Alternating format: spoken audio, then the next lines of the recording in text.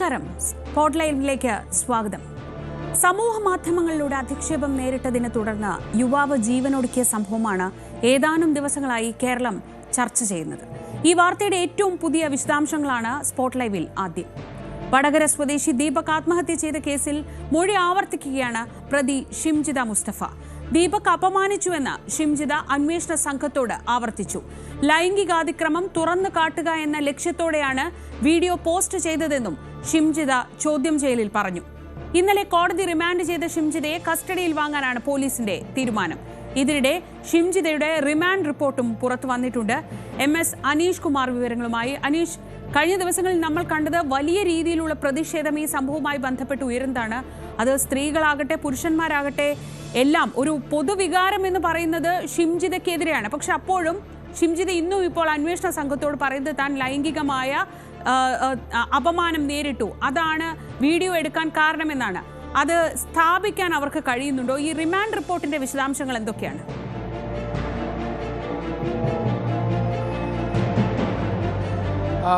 Sreeja, remand റിപ്പോർട്ടാണ് ഇപ്പോൾ, അതിൻ്റെ പകർപ്പാണ് ഇപ്പോൾ പുറത്തുവിട്ടിരിക്കുന്നത്. എന്തായാലും 20-ന് ഈ കുടുംബത്തിൻ്റെ പരാതി ശേഷം അന്ന് തന്നെ ദീപകിൻ്റെ മാതാപിതാക്കളുടെ മൊഴി വീട്ടിൽ പോയി രേഖപ്പെടുത്തി. തുടർന്ന് ആ ദിവസം തന്നെ ഷിംജിതയുടെ മൊഴി രേഖപ്പെടുത്തിയിട്ടുണ്ട് എന്നാണ് പോലീസ് ഈ റിമാൻഡ് റിപ്പോർട്ടിൽ പറയുന്നത്. അതിനുശേഷം മൊബൈൽ ഫോൺ അന്ന് തന്നെ പിടിച്ചെടുത്തു. ഫോറൻസിക് വിദഗ്ധൻ്റെ സാന്നിധ്യത്തിൽ പരിശോധനയ്ക്ക് ശേഷം വിദഗ്ധമായ പരിശോധനയ്ക്കായി അയച്ചിരിക്കുന്നുവെന്ന് പറയുന്നു. ഒപ്പം ഈ കേസിലെ പ്രതി ഫോണിൽ നിന്നും ഈ ഫേസ്ബുക്ക്, ഇൻസ്റ്റാഗ്രാം അക്കൗണ്ടുകൾ ഡിലീറ്റ് ചെയ്തിരുന്നു. അവരുടെ അക്കൗണ്ടുകളിലാണ് ഈ ദൃശ്യങ്ങൾ അപ്ലോഡ് ചെയ്തത്. അത് ഡിലീറ്റ് ചെയ്ത സാഹചര്യത്തിൽ ഈ വീഡിയോകൾ റിക്കവർ ചെയ്യുന്നതിനുള്ള നടപടികൾ സ്വീകരിക്കണം. ഒപ്പം ഈ ബന്ദോബസ്തിലായി എടുത്തിരിക്കുന്ന ഫോൺ വിദഗ്ധമായ പരിശോധനയ്ക്ക് വിധേയമാക്കേണ്ടതുണ്ട്. ഇതേ സമയത്ത് ബസ്സിലുണ്ടായിരുന്ന സഹയാത്രികരടക്കമുള്ള ആളുകൾ, ഈ സാക്ഷികളുടെ മൊഴി രേഖപ്പെടുത്തണം. അതായത് ബസ് ജീവനക്കാർ, ഒപ്പം യാത്ര ചെയ്തിരുന്ന ആളുകൾ എന്നിവരുടെ മൊഴി രേഖപ്പെടുത്തണം. ഇത്തരം കാര്യങ്ങൾ ഉള്ളതുകൊണ്ട് തന്നെയാണ് ഈ പ്രതിക്ക് ജാമ്യം നൽകരുതെന്ന് കോടതിയിൽ പോലീസ് ആവശ്യപ്പെട്ടിരിക്കുന്നത്. ഈ കേസന്വേഷണം പ്രാരംഭഘട്ടത്തിലാണ് നടന്നുകൊണ്ടിരിക്കുന്നത്. പൊതുജനങ്ങൾ വളരെ ഗൗരവത്തോടെയാണ് സോഷ്യൽ മീഡിയ നോക്കിക്കാണുന്നത്.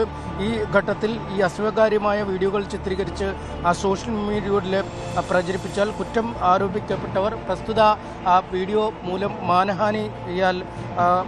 മാനഹാനിയിൽ മനംനൊന്ത് ആത്മഹത്യ ചെയ്യാം എന്ന് കൃത്യമായ ബോധ്യത്തോടു കൂടിയാണ് ഈ ഷിംജിത ഈ കൃത്യം ചെയ്തതെന്നാണ് റിമാൻഡ് റിപ്പോർട്ടിൽ പറയുന്നത്. അതായത് ഇത്തരത്തിൽ വാഹനങ്ങളിൽ അല്ലെങ്കിൽ പൊതു ഇടങ്ങളിൽ വെച്ച് മോശമാക്കുന്ന രീതിയിൽ വീഡിയോ ചിത്രീകരണം നടത്തി സമൂഹ മാധ്യമങ്ങളിലൂടെ പ്രചരിപ്പിച്ചാൽ മാനഹാനി മൂലം ഈ ജീവൻ ഒടുക്കാൻ സാധ്യതയുണ്ട് എന്ന് തിരിച്ചറിഞ്ഞിട്ടും അത്തരമൊരു കൃത്യമാണ് ഷിംജിത ചെയ്തതെന്നാണ് ഈ റിമാൻഡ് റിപ്പോർട്ടിൽ പറയുന്നത്. ഒപ്പം 7ഓളം വീഡിയോകൾ ഷിംജിത ചിത്രീകരിച്ചിരിക്കുന്നു എന്നാണ് റിമാൻഡ് റിപ്പോർട്ടിൽ പറയുന്നത്. അതായത് പുറത്തു വന്ന ഏതാനും സെക്കൻഡുകൾ ദൈർഘ്യമുള്ള വീഡിയോ മാത്രമല്ല, മറ്റു വീഡിയോകളും ഷിംജിത റെക്കോർഡ് ചെയ്തിരുന്നു. അതിനുള്ള തെളിവുകളും പോലീസിന് ലഭിച്ചിട്ടുണ്ട് എന്നാണ് ഇതിൽ നിന്നും വ്യക്തമാക്കുന്നത്. റിമാൻഡ് റിപ്പോർട്ടിൽ തന്നെ പറയുന്നു 7ഓളം വീഡിയോകൾ മൊബൈൽ ഫോണിൽ ചിത്രീകരിച്ച ശേഷം ടിയാന് മാനഹാനി ഉണ്ടാക്കി മനംനൊന്ത് സോഷ്യൽ മീഡിയയിൽ പോസ്റ്റ് ചെയ്തതിനെ തുടർന്ന് ദീപകിനെ ആത്മഹത്യ ചെയ്യാൻ പ്രേരിപ്പിച്ച പ്രതിക്ക് ഈ ജാമ്യം നൽകുന്ന പക്ഷം വീണ്ടും ഇത്തരത്തിൽ കുറ്റകൃത്യങ്ങളിൽ ഏർപ്പെടാനുള്ള സാധ്യതയുണ്ടെന്നും പറയുന്നു. ഒപ്പം ഈ പ്രതിക്ക് ഇത്തരത്തിൽ ജാമ്യം നൽകിയാൽ മറ്റുള്ള സ്ത്രീകളും ഇത്തരത്തിലെ പ്രവൃത്തിയിൽ ഏർപ്പെട്ട് കൂടുതൽ ആത്മഹത്യകൾ ഉണ്ടാക്കുന്നതിനും സാക്ഷികളെ സ്വാധീനിക്കുന്നതും തുടർ നടപടികൾക്ക് തടസ്സം സൃഷ്ടിക്കുന്നതിനും സാധിക്കുമെന്നാണ് അതിൽ ഏറ്റവും ഗൗരവമുള്ളൊരു പരാമർശമെന്ന് തന്നെ വിശേഷിപ്പിക്കാം. കാരണം ഈ പ്രതിക്ക് ജാമ്യം ലഭിച്ചാൽ ഇത്തരത്തിലുള്ള സമാന കുറ്റകൃത്യങ്ങളിൽ ഏർപ്പെടാം. മറ്റ് സ്ത്രീകൾക്കും ഇത്തരം സമാനമായ കുറ്റകൃത്യങ്ങളിൽ ഏർപ്പെട്ട് ആത്മഹത്യകൾ ഉണ്ടാക്കാനുള്ള സാധ്യതയുണ്ട് എന്നൊക്കെ പറയുന്നു. അത്തരം കാര്യങ്ങളാണ് ഈ റിമാൻഡ് റിപ്പോർട്ടിൽ പറയുന്നത്. 2 പേജുള്ള റിമാൻഡ് റിപ്പോർട്ടാണ് പറഞ്ഞിരിക്കുന്നത്. ഇന്നലെ കോടതിയിൽ ഹാജരാക്കിയപ്പോൾ വളരെ പെട്ടെന്നായിരുന്നു നടപടിക്രമങ്ങൾ പോലീസിൻ്റെ ഭാഗത്തു നിന്നും ഉണ്ടായത്. 1:30 കൂടിയുള്ള ആ സമയത്താണ് പ്രതിയെ കസ്റ്റഡിയിലെടുത്ത് വളരെ പെട്ടെന്ന് തന്നെ കൊയിലാണ്ടി താലൂക്ക് ആശുപത്രിയിൽ എത്തിച്ച് വൈദ്യപരിശോധനകൾ പൂർത്തിയാക്കി 4:30 കൂടി കുന്നമംഗലം കോടതിയിൽ ഹാജരാക്കി റിമാൻഡ് ചെയ്ത് പിന്നീട് മഞ്ചേരി ജയിലിലേക്ക് മാറ്റുന്ന ഒരു നടപടിക്രമമാണ് ഉണ്ടായത്. കോഴിക്കോട്ടുള്ള ഒരു അഭിഭാഷകനാണ് മുൻകൂർ ജാമ്യ ഹർജിക്ക് കോടതിയിൽ സമർപ്പിച്ചിരുന്നത്. പക്ഷേ അദ്ദേഹത്തിനെ പോലും അറിയിക്കാതെയാണ് വളരെ പെട്ടെന്ന് അനന്തര നടപടികളുമായി പോലീസ് മുന്നോട്ട് നീങ്ങുകയും കുന്നമംഗലത്ത് തന്നെ ഒരു വക്കീലാണ് ഈ കേസിൽ ഇടപെട്ടത്. അദ്ദേഹത്തിന് കേസിൻ്റെ വിശദാംശങ്ങളോ അല്ലെങ്കിൽ റിമാൻഡ് റിപ്പോർട്ടോ പോലും ഇന്നലെ ലഭ്യമായിരുന്നില്ല. ഇന്നലെ റിമാൻഡ് ചെയ്തെങ്കിൽ പോലും ഇപ്പോഴാണ് ഈ പ്രതിഭാഗം അഭിഭാഷകർക്കടക്കം ഈ റിമാൻഡ് റിപ്പോർട്ട് ലഭിക്കുകയും ചെയ്യുന്നത്. ഇതുമായി ബന്ധപ്പെട്ട യാതൊരു വിവരങ്ങളും പോലീസിൻ്റെ ഭാഗത്തുനിന്നും ഇപ്പോഴും പുറത്തേക്ക് പറയുന്നുമില്ല. എന്തായാലും പ്രതിഭാഗം ജാമ്യാപേക്ഷ കുന്നമംഗലം കോടതിയിൽ നൽകിയിട്ടുണ്ട്. പോലീസിൻ്റെ റിപ്പോർട്ട് അന്വേഷണം ഏത് ഘട്ടത്തിലായി എന്നൊക്കെയുള്ള വിശദാംശങ്ങൾ കോടതി സ്വീകരിക്കും. അതിനുശേഷമാവും ഈ ജാമ്യാപേക്ഷയിൽ എപ്പോൾ വാദം കേൾക്കണമെന്ന കാര്യത്തിൽ ഒരു തീരുമാനമുണ്ടാകുക. ഒപ്പം പോലീസ് കസ്റ്റഡി അപേക്ഷ നൽകുന്നതിനുള്ള ഒരു ഒരുക്കവും നടത്തുന്നുണ്ട്. ഈ ഫോൺ നിലവിൽ തന്നെ പോലീസിൻ്റെ പക്കൽ ലഭിച്ചിട്ടുണ്ട്. അത് ഫോറൻസിക് പരിശോധനയ്ക്കായി അയച്ചിരിക്കുന്നു. ഒപ്പം ഈ സംഭവം നടന്ന വാഹനത്തിലൊക്കെ എത്തി തെളിവെടുപ്പ് നടത്തേണ്ടതുണ്ട്. മറ്റ് യാത്രക്കാരായ ആളുകളുടെയും ജീവനക്കാരുടെയും മൊഴി രേഖപ്പെടുത്തേണ്ടതുണ്ട്. ഇക്കാര്യങ്ങളൊക്കെ ചൂണ്ടിക്കാട്ടിയാവും ഈ പ്രതിയെ പോലീസ് കസ്റ്റഡിയിൽ ആവശ്യപ്പെടുക. എന്തായാലും നാളെയോ മറ്റന്നാളോ ഒക്കെ ആയിട്ടാവും ഈ കസ്റ്റഡി അപേക്ഷ നൽകുക എന്നാണ് നമുക്കിപ്പോൾ മനസ്സിലാക്കാൻ കഴിയുന്നത്. ഷീജ, ഈ വിഷയത്തിൽ വലിയ രീതിയിലുള്ള പൊതുജന പ്രതിഷേധം ഉണ്ടാവുന്നുണ്ടല്ലോ അനീഷ്. അതിപ്പോൾ ഇന്നലെ നമ്മൾ ആ പോലീസ് സ്റ്റേഷൻ്റെ മുൻപിലായാലും സാധാരണക്കാരടക്കമുള്ള വലിയ ആളുകൾ തിങ്ങിക്കൂടുന്നതും ഈ പ്രതിക്കെതിരെ ആരോപണങ്ങൾ ഉന്നയിക്കുന്നതുമൊക്കെയാണ് കണ്ടത്. പക്ഷേ ഈ റിമാൻഡ് റിപ്പോർട്ടിൽ പറയുന്ന ഇങ്ങനെ ഒരു ദൃശ്യം പ്രചരിപ്പിച്ചാൽ ആത്മഹത്യ ചെയ്തേക്കാമെന്ന സാധ്യത നിലനിൽക്കെ അത് ചെയ്തു എന്ന് പറയുന്ന കുറ്റം, അതൊക്കെ കോടതിയിൽ നിലനിൽക്കുമോ? ഇപ്പോൾ ഒരു പൊതുജന പ്രതിഷേധം അല്ലെങ്കിൽ പൊതുവെയുള്ള പ്രതിഷേധം കണക്കിലെടുത്ത് പെട്ടെന്ന് പോലീസ് നടപടിയിലേക്ക് കടന്നു എന്നത് ശരിയാണ്. പക്ഷെ അപ്പോഴും സേഫായി തന്നെയാണ് പോലീസ് ഇന്നലെ രാവിലെ തൊട്ട് നീങ്ങിയതെന്ന് ഇന്നലത്തെ ദിവസം മുഴുവൻ നമ്മൾ കണ്ടതാണല്ലോ. അപ്പോൾ ഇങ്ങനെ ഒരു ആരോപണമൊക്കെ നിലനിൽക്കുമോ എന്നൊരു ചോദ്യവും ഇല്ല.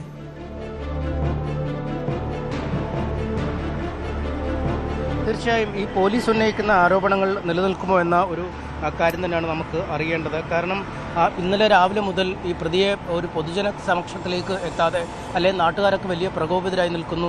സമൂഹ മാധ്യമങ്ങളിലടക്കം വലിയ വിമർശനങ്ങൾ ഉയരുന്ന സാഹചര്യത്തിൽ അവരെ അങ്ങനെ ഒരു രീതിയിലേക്ക് വരാതെ വളരെ സുരക്ഷിതമായി തന്നെയാണ് കോടതിയിൽ ഹാജരാക്കിയത്. ഒരുപക്ഷെ ആ സമയത്തെങ്കിലും മാധ്യമങ്ങൾ അറിഞ്ഞില്ലെങ്കിൽ നേരെ ജയിലിൽ കോടതിയിലെത്തിക്കുന്നു. അവിടെ നിന്നും റിമാൻഡ് ചെയ്ത് ജയിലിലേക്ക് കൊണ്ടുപോകുന്ന ഒരു സാഹചര്യമാണുള്ളത്. ഇപ്പോൾ ഷീജ സൂചിപ്പിച്ചത് തന്നെ വളരെ ബാലിശമായ കാരണങ്ങളാണ് ഈ പോലീസ് ഇക്കാര്യത്തിൽ പറയുന്നത്. കാരണം വാഹനത്തിൽ നിന്നും ഈ ലൈംഗികാതിക്രമം കാട്ടിയെന്ന് ചൂണ്ടിക്കാട്ടി മൊബൈലിൽ ദൃശ്യങ്ങൾ ചിത്രീകരിച്ചാൽ അത് പുറത്തുവിട്ടാൽ ആ പ്രതിക്ക് മാനഹാനി ഉണ്ടാവുകയും സ്വയം ജീവനൊടുക്കാൻ പ്രേരിപ്പിക്കുകയും ചെയ്യണമെന്ന ഉദ്ദേശത്തോടുകൂടിയാണ് യുവതി ഇക്കാര്യം ചെയ്തതെന്നൊക്കെ പറയുമ്പോൾ കുടുംബം ആരോപിച്ചതും സമൂഹം ഒന്നടങ്കം ആരോപിച്ചതും ഇത്തരമൊരു കാര്യത്തെക്കാൾ ഉപരി ഈ സമൂഹ മാധ്യമങ്ങളിൽ റീച്ച് ഉണ്ടാക്കുക അല്ലെങ്കിൽ കൂടുതൽ ഫോളോവേഴ്സിനെ നേടുക എന്ന ഒരു ലക്ഷ്യം ഈ യുവതിയുടെ അല്ലെങ്കിൽ പ്രതിയായ ഷിംജിതയുടെ ഈ കർമ്മത്തിന് പിന്നിലുണ്ട് എന്ന ആരോപണം വലിയ രീതിയിൽ ഉന്നയിച്ചിരുന്നു. പക്ഷേ അത്തരമൊരു കാര്യം ഇവിടെ ഒരിടത്തും റിമാൻഡ് റിപ്പോർട്ടിൽ പരാമർശിക്കപ്പെടുന്നില്ല. കാരണം എന്ത് കാര്യത്തിന് വേണ്ടിയാണ് ഇത് ചെയ്തത് എന്ന ഒരു മോട്ടീവ്, ഏതൊരു കുറ്റകൃത്യത്തിന് പിന്നിലും ഒരു പ്രേരണ അല്ലെങ്കിൽ ഒരു കാരണം ഉണ്ടാവും. അതാണ് പലപ്പോഴും കുറ്റകൃത്യങ്ങൾ ഈ വിചാരണ ഘട്ടത്തിലൊക്കെ നിലനിൽക്കുന്ന കാര്യങ്ങൾ. എന്തിനാണ് പ്രതി ഇത് ചെയ്തത്, അത് മറ്റൊരു രീതിയിലേക്ക് ഭവിക്കുന്നു. ഇവിടെ പ്രതിഭാഗത്തിന് കൃത്യമായി വാദിക്കാൻ കഴിയും. കാരണം ഇത്തരമൊരു ദൃശ്യം സമൂഹ മാധ്യമത്തിൽ ഇട്ടാൽ ഉടനെ ഒരാൾ ജീവഹാനി ചെയ്യും അല്ലെങ്കിൽ ഒരാൾ ജീവനെടുക്കും എന്നൊന്നും വാദിച്ച് ജയിക്കാൻ കഴിയില്ല. അതേസമയം ഈ റീച്ചിന് വേണ്ടി അല്ലെങ്കിൽ ധനലാഭത്തിന് വേണ്ടി ചെയ്ത പ്രവൃത്തി മറ്റൊരാളുടെ ജീവൻ നഷ്ടമാവുന്ന കാര്യത്തിലേക്ക് കലാശിക്കുക എന്ന ക്രൈമിന് കുറച്ചുകൂടി നിയമപരമായ സാധ്യത കിട്ടും എന്നാണ് നമുക്ക് മനസ്സിലാക്കാൻ കഴിയുന്നത്. ഒപ്പം ഈ പ്രതിക്ക് ജാമ്യം ലഭിച്ചാൽ മറ്റുള്ള സ്ത്രീകളും ഇത്തരം പ്രവൃത്തികളിൽ ഏർപ്പെട്ട് കൂടുതൽ ആത്മഹത്യകൾ ഉണ്ടാവാനുള്ള സാധ്യത അതൊക്കെ അങ്ങേയറ്റം ബാലിശമാണ്. കാരണം ഈ യുവതിക്ക് ജാമ്യം ലഭിച്ച് പുറത്തിറങ്ങിയാൽ ഉടൻ അത് മറ്റു സ്ത്രീകൾക്കും ഒരു പ്രേരണ നൽകുകയും അവരും ഈ സമാനമായ രീതിയിലുള്ള പ്രവർത്തനങ്ങൾ നടത്തി കൂടുതൽ ആത്മഹത്യകൾ ഉണ്ടാവാനുള്ള സാധ്യതകൾ തുറന്നിടുന്നു എന്നൊക്കെ പറയുന്നത് അങ്ങേയറ്റം വിചിത്രമായ വാദങ്ങളാണ്. എന്തായാലും പോലീസ് ഈ റിമാൻഡ് റിപ്പോർട്ടിൽ ഉന്നയിക്കുന്നത് ഏറ്റവും പ്രധാന കാര്യമായ എന്താണ് കുറ്റകൃത്യത്തിൻ്റെ മോട്ടീവ്, എന്താണ് കുറ്റകൃത്യം ചെയ്യാൻ പ്രതിയെ പ്രേരിപ്പിച്ചത് എന്ന കാര്യത്തെക്കുറിച്ച് ഒരു പരാമർശവുമില്ല. ഒപ്പം ഇതിനകത്ത് ശ്രദ്ധേയമായ ഒരു കാര്യം 7ഓളം വീഡിയോകൾ ചിത്രീകരിച്ചു എന്ന് പറയുന്നുണ്ട് എന്നതാണ്. നമുക്കറിയാം പുറത്തു വന്നത് ഒരു ചെറിയ ഭാഗം വീഡിയോ മാത്രമാണ്. അതിൽ തന്നെ എഡിറ്റിങ്ങുകൾ അല്ലെങ്കിൽ മറ്റു കൂട്ടിച്ചേർക്കലുകളൊക്കെ നടന്നോ സ്ലോ മോഷനിലാക്കിയോ എന്തടക്കമുള്ള പല സംശയങ്ങൾ പല കോണുകളിൽ നിന്നും വരുന്നുണ്ടായിരുന്നു. എന്തായാലും അത് വരുമ്പോഴും ഇത്രയധികം വീഡിയോകൾ ചിത്രീകരിച്ച ശേഷമാണ് അതിൽ ഒരു വീഡിയോ അപ്ലോഡ് ചെയ്തിരിക്കുന്നത്. അതായത് ആ വീഡിയോ അപ്ലോഡ് ചെയ്തതിന് തൊട്ടു പിന്നാലെ പിന്നീട് ഒരു വിശദീകരണ വീഡിയോ കൂടി അവർ അപ്ലോഡ് ചെയ്തിരുന്നു. എന്തായാലും ആ വീഡിയോകളൊക്കെ ഡിലീറ്റ് ചെയ്തിരിക്കുന്നു. അതായത് അവരുടെ സമൂഹ മാധ്യമ അക്കൗണ്ടുകൾ തന്നെ ഇതിനകം നീക്കം ചെയ്ത അവസ്ഥയിലാണ്. അത് റിക്കവർ ചെയ്യുന്നതിനുള്ള നടപടികൾ ചെയ്യണം എന്ന് പോലീസ് പറയുന്നുണ്ട്. ഒപ്പം സാക്ഷികളിൽ നിന്നും മൊഴി ശേഖരിക്കണം, വിശദമായ ഫോറൻസിക് പരിശോധന നടത്തണം എന്നീ കാര്യങ്ങളൊക്കെ പറയുന്നുണ്ട്. മറുവശത്ത് ഈ ഷിംജിത്ത് ഇപ്പോഴും തൻ്റെ പഴയ വാദത്തിൽ ഉറച്ചു നിൽക്കുകയാണ്. കാരണം ഈ ബസ്സിൽ വെച്ച് ഈ കുറ്റകൃത്യം ഉണ്ടായി, അല്ലെങ്കിൽ ഇത്തരമൊരു വീഡിയോ ചിത്രീകരണം ഉണ്ടായ ശേഷം പോലീസ് ആദ്യഘട്ടത്തിൽ മൊഴിയെടുത്തപ്പോൾ ഷിംജിത്ത് പറഞ്ഞിരുന്നത് തനിക്ക് നേരെ മോശം പെരുമാറ്റം ദീപകിൻ്റെ ഭാഗത്തുനിന്നും ഉണ്ടായി. അതുകൊണ്ട് ഒരു സമൂഹ ബോധവൽക്കരണം, അല്ലെങ്കിൽ ഇത്തരത്തിലൊരു കുറ്റകൃത്യം ചെയ്യുമ്പോൾ അത് ജനങ്ങളിലേക്ക് എത്തിക്കുക എന്ന ലക്ഷ്യത്തോടുകൂടിയാണ് ഇക്കാര്യങ്ങൾ ചെയ്തതെന്ന് പറഞ്ഞ അനീഷാണ് വിവരങ്ങൾ നൽകിയത്. ഇപ്പോൾ ശബരിമല സ്വർണ്ണക്കൊള്ളയിൽ പ്രതിഷേധിച്ച് യൂത്ത് കോൺഗ്രസ് നടത്തുന്ന നിയമസഭാ മാർച്ച് വലിയ സംഘർഷാവസ്ഥയിലായിരുന്നു. ഇപ്പോൾ അല്പം അയവ് വന്നിട്ടുണ്ട്. പോലീസ് പ്രവർത്തകർക്ക് നേരെ കണ്ണീർ വാതകം പ്രയോഗിച്ചു. 2 യൂത്ത് കോൺഗ്രസ് പ്രവർത്തകർക്ക് ഈ സംഘർഷത്തിനിടയിൽ പരിക്കുമേറ്റിട്ടുണ്ട്.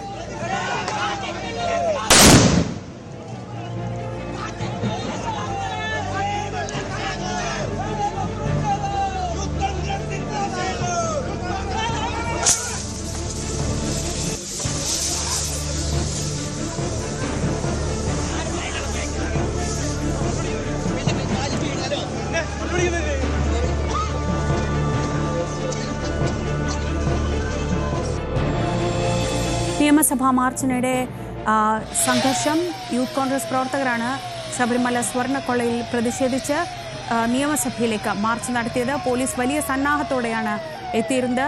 ടിയർ ഗ്യാസും ജലപീരങ്കിയും ഒക്കെ പ്രവർത്തകർക്ക് നേരെ പ്രയോഗിക്കുന്ന സാഹചര്യമുണ്ടായി. വലിയ സംഘർഷാവസ്ഥയായിരുന്നു അവിടെ നിലനിന്നിരുന്നത്. ഇപ്പോഴും നമ്മൾ ദൃശ്യങ്ങൾ കണ്ടതുപോലെ പ്രവർത്തകരെ പിരിച്ചുവിടാൻ ടിയർ ഗ്യാസ് ഷെല്ലുകളൊക്കെ പ്രയോഗിച്ചിരുന്നു. ഡാൻ കുര്യൻ വിവരങ്ങളുമായി. ഡാൻ, ഒരു ഇടവേളയ്ക്ക് ശേഷം ഈ നിയമസഭാ പരിസരം വീണ്ടും ഒരു യുദ്ധക്കളത്തിന്റെ സാഹചര്യത്തിലേക്ക് പോവുകയാണോ? ശബരിമല സ്വർണ്ണക്കൊള്ളയുടെ പേരിൽ സഭയ്ക്കുള്ളിൽ തുടങ്ങിയ പ്രതിഷേധം സഭയ്ക്ക് പുറത്തേക്കും വ്യാപിക്കുന്ന തരത്തിലേക്കാണ് പ്രതിപക്ഷ യുവജന സംഘടന പ്രതിഷേധം.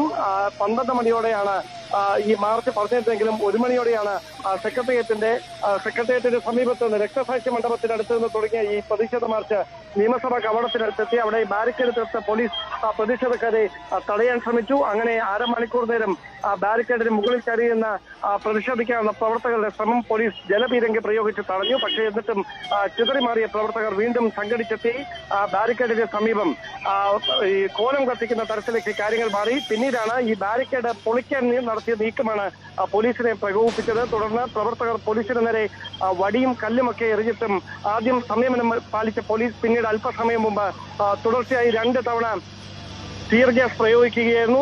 ടിയർ ഗ്യാസ് പ്രയോഗിക്കുന്നതിനിടയിലാണ് 2 പ്രതിഷേധക്കാർക്ക് പരിക്കേറ്റിരിക്കുന്നത്. അവർ ഉടൻ തന്നെ പോലീസ് വാഹനങ്ങളിൽ ജനറൽ ആശുപത്രിയിലേക്ക് മാറ്റിയിട്ടുണ്ട്. തുടർന്ന് മുതിർന്ന നേതാക്കൾ സ്ഥലത്തെത്തിയാണ് സംഘടിച്ചു നിന്ന പ്രവർത്തകരെ നിയമസഭാ കവാടത്തിന് സമീപത്തുള്ള ബാരിക്കേഡിന് അടുത്ത് നിന്ന് ഇപ്പോൾ രക്തസാക്ഷി മണ്ഡപത്തിനടുത്തേക്ക് മാറ്റിയിരിക്കുന്നത്. ഇപ്പോൾ സംഘർഷാവസ്ഥയ്ക്ക് അയവ് വന്നിരിക്കുന്നു. വലിയ സുരക്ഷാ ക്രമീകരണങ്ങളാണ് പോലീസ് ഒരുക്കിയിരുന്നത്. കാരണം ഈ മാർച്ച് സംഘർഷത്തിലേക്ക് നീങ്ങുമെന്ന് നേരത്തെ തന്നെ ലഭിച്ച വിവരങ്ങളുടെ അടിസ്ഥാനത്തിൽ വലിയ പോലീസ് വിന്യാസം ഉണ്ടായിരുന്നു. ശബരിമല സ്വർണ്ണക്കൊള്ളയുമായി ബന്ധപ്പെട്ട് വരും ദിവസങ്ങളും പ്രക്ഷുബ്ധമായ തരത്തിലേക്ക് പ്രതിഷേധം മാറുമെന്നതിന്റെ സൂചനയായി തന്നെയാണ് ഇന്ന് യൂത്ത് കോൺഗ്രസ് സംസ്ഥാന കമ്മിറ്റി ആഹ്വാനം ചെയ്ത മാർച്ച് ഇപ്പോൾ സംഘർഷത്തിൽ കലാശിച്ചിരിക്കുന്നത്. നിയമസഭാ മാർച്ചിൽ വലിയ സംഘർഷമാണ് ഉണ്ടായത്.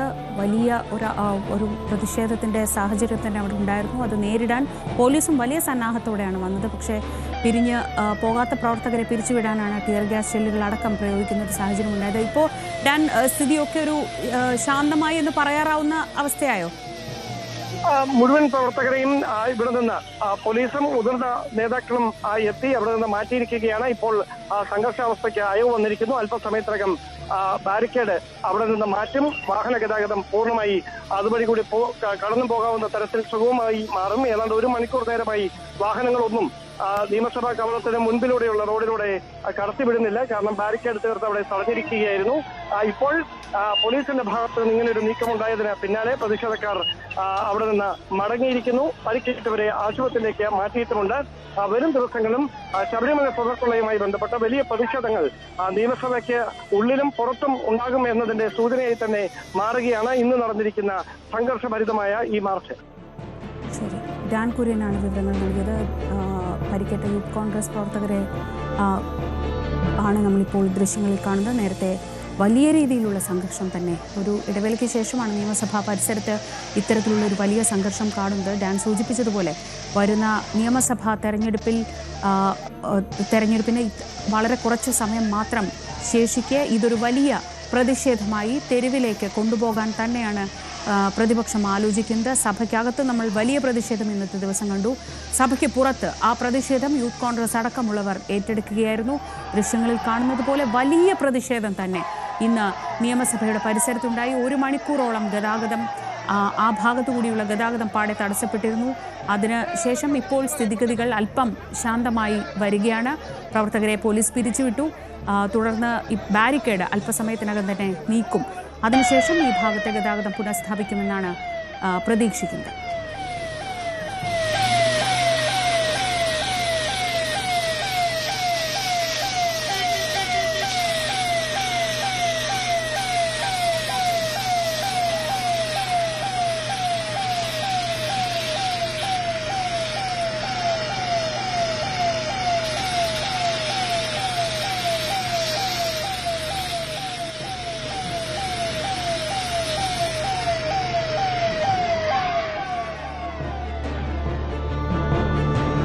പാലക്കാട് കല്ലേക്കാട് ഹോസ്റ്റലിൽ സ്കൂൾ വിദ്യാർത്ഥിനി ജീവനൊടുക്കിയ സംഭവത്തിൽ റാഗിംഗ് ആരോപണവുമായി കുടുംബം. സീനിയർ വിദ്യാർത്ഥികൾ മർദ്ദിക്കാൻ ശ്രമിച്ചിരുന്നു എന്നാണ് കുടുംബം ആരോപിക്കുന്നത്. ഇതാണ് രുദ്രയുടെ മരണത്തിന് കാരണമെന്ന് കുട്ടിയുടെ പിതാവ് രാജേഷ് ആരോപിച്ചു. വ്യാസവിദ്യാപീഠം സ്കൂളിലെ ഹോസ്റ്റൽ വാർഡനെ ബുദ്ധിമുട്ടുകൾ അറിയിച്ചിരുന്നുവെന്നും സമഗ്ര അന്വേഷണം വേണമെന്നാവശ്യപ്പെട്ട് മുഖ്യമന്ത്രിക്ക് പരാതി നൽകിയെന്നും കുട്ടിയുടെ അച്ഛൻ പറഞ്ഞു. കാരണം എന്താ വെച്ചാൽ ഞാൻ അവിടുന്ന് ഇങ്ങോട്ട് ഓടി പോകുമ്പോൾ അവിടെ സീനിയർ കുട്ടിയുടെ മേത്തുനിന്ന് കൈ തട്ടി, ഷോൾഡർ തട്ടി. അതിന് ഞാൻ സോറി പറഞ്ഞില്ല. അതിന് ഭയങ്കരമായിട്ട് റാഗ് ചെയ്യുക. അതിന് അച്ഛനെ അവർ തല്ലാൻ വരിക, മീൻസ് തല്ലണം എന്നൊക്കെ പറയുന്നുണ്ട് എന്നൊക്കെ പറഞ്ഞു. മീൻസ് മകളിനെ തല്ലണം എന്ന കാര്യങ്ങളെന്നൊക്കെ പറഞ്ഞിട്ട് ഭയങ്കര റാഗിങ് ആണെന്ന് പറഞ്ഞു. അത് എന്നിട്ട് ഇന്ന് ഞാൻ ചോദിച്ചു എന്താ പ്രശ്നം ചോദിച്ചപ്പോൾ അവിടുത്തെ ഹോസ്റ്റൽ വാർഡൻ അറിയാം. ആ കുട്ടികളുടെ പേര്, റാഗ് ചെയ്ത കുട്ടികളുടെ കാര്യങ്ങളെല്ലാം ഈ ഹോസ്റ്റൽ വാർഡന് അറിയാം. സ്കൂളിൻ്റെ പേര് പാലക്കാട് വ്യാസവിദ്യാപീഠം കല്ലേക്കാടാണ് വരുന്നത്. സ്കൂളിൻ്റെ പേര് ഇതാണ്. അതേസമയം രുദ്രയുടെ കുടുംബം ഉന്നയിച്ച ആരോപണങ്ങൾ സ്കൂൾ അധികൃതർ നിഷേധിക്കുകയാണ്. കുട്ടിയോ മാതാപിതാക്കളോ ഒരു പരാതി പോലും നൽകിയിട്ടില്ല എന്നാണ് സ്കൂൾ പ്രിൻസിപ്പൽ എ ചെന്താമരാക്ഷൻ പറയുന്നത്. കുടുംബം നൽകിയ പരാതിയിൽ പാലക്കാട് ടൗൺ നോർത്ത് പോലീസ് അന്വേഷണം ആരംഭിച്ചിട്ടുണ്ട്. രുദ്രയുടെ സഹപാഠികളുടെയും അധ്യാപകരുടെയും മൊഴി പോലീസ് രേഖപ്പെടുത്തും. വിവരങ്ങളുമായി എം വിഷ്ണു ചേർന്നു. വിഷ്ണു, ചെറിയ കുട്ടിയാണ്, 14 വയസ്സ് മാത്രം പ്രായമുള്ളൊരു കുട്ടി. എന്തിന് ആത്മഹത്യ ചെയ്തു എന്നതാണ് പ്രധാനപ്പെട്ട ചോദ്യം. ഈ റാഗിംഗ് എന്ന ആരോപണം കുടുംബം ഉന്നയിക്കാനുള്ള സാഹചര്യം എന്തൊക്കെയാണ്? ശ്രീജ, ഇന്നലെ രാത്രിയോടുകൂടിയാണ് ദാരുണ സംഭവം പാലക്കാട് കല്ലേക്കാടുള്ള വ്യാസവിദ്യാപീഠം സ്കൂളിൽ നടന്നത്. +2 വിദ്യാർത്ഥിനിയാണ്. 16 വയസ്സാണ് കുട്ടിക്ക്. ഈ കുട്ടിയെ ഇന്നലെ രാത്രി ഹോസ്റ്റൽ മുറിയിൽ, വിദ്യാർത്ഥിനികളുടെ ഹോസ്റ്റൽ മുറിയിൽ തൂങ്ങി മരിച്ചതിൽ കാണുകയായിരുന്നു.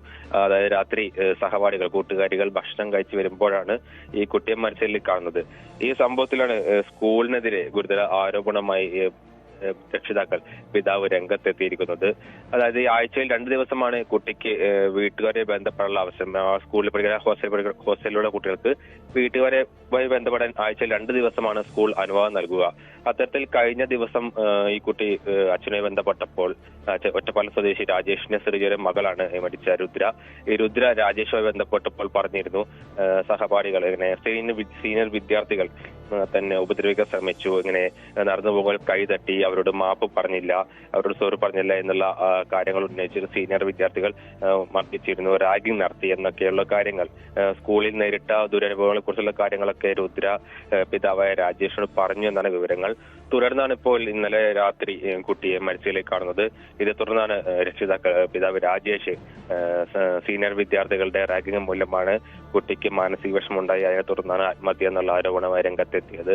ഇക്കാര്യം സ്കൂൾ വാർഡനോട്, ഹോസ്റ്റൽ വാർഡനോട് പറഞ്ഞിരുന്നു എന്നും രുദ്ര പിതാവിനോട് പറഞ്ഞിരുന്നു എന്നാണ് ലഭിക്കുന്ന വിവരം.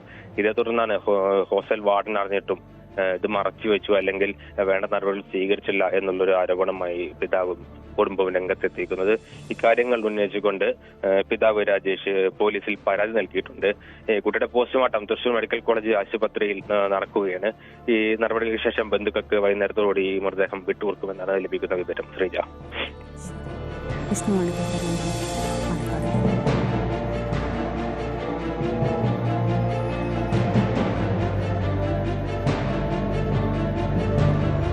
പാലക്കാട് കല്ലേക്കാട് വ്യാസവിദ്യാപീഠം സ്കൂളിലെ വിദ്യാർത്ഥിനിയായ രുദ്രയാണ് ജീവനൊടുക്കിയത്. ഈ ആത്മഹത്യയിലാണ് ആരോപണവുമായി ഇപ്പോൾ കുടുംബം രംഗത്തെത്തിയിരിക്കുന്നത്. അവിടെ വലിയ രീതിയിലുള്ള റാഗിംഗ് നടന്നു എന്നാണ് കുടുംബം ആരോപിക്കുന്നത്. വിഷ്ണു, ഒരിക്കൽ കൂടി വിഷ്ണു, ഈ കുട്ടിയുടെ മാതാപിതാക്കൾ പരാതി നൽകിയിട്ടില്ല എന്നാണല്ലോ ഇപ്പം സ്കൂൾ അധികൃതർ പറയുന്നത്. ഇവർ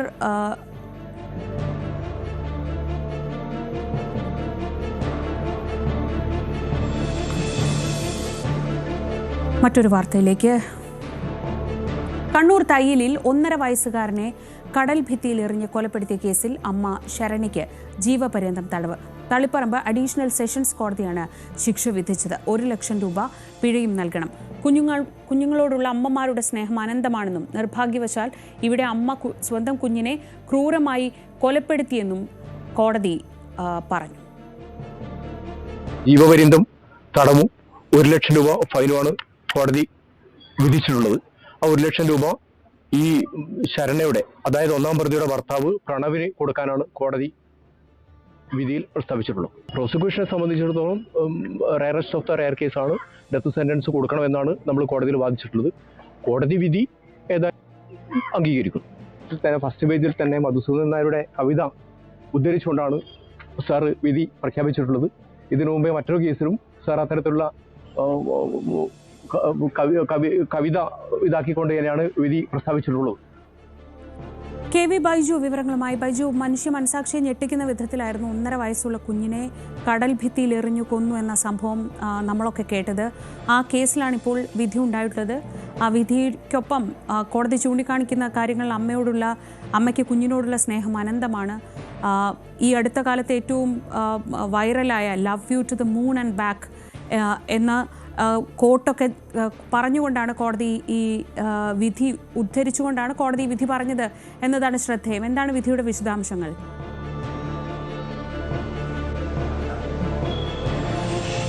തീർച്ചയായും ശ്രീജ, അത്രത്തോളം ഹൃദയസ്പർശിയായ പരാമർശമാണ് ഈ കോടതി വിധിയിൽ ഉണ്ടായതെന്നാണ് ഏറ്റവും പ്രധാനം.